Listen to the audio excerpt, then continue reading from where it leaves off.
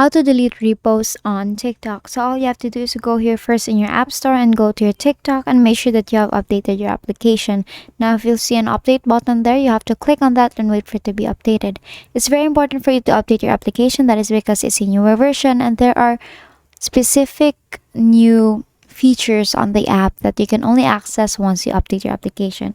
Now, once you're done updating your application, what you want to do next is to go here directly to your TikTok application. Then on the bottom part, you'll see 5 different options there.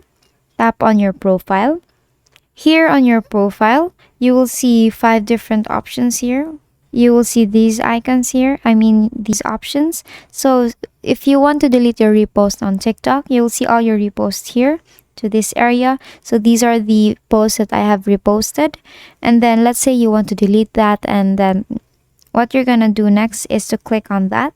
Then on the right side here, you'll see the arrow sign here. Click on the arrow or the share sign there, and here you'll see remove post. Basically, if you click on that, it will be automatically deleted to your profile where you can see your repost section.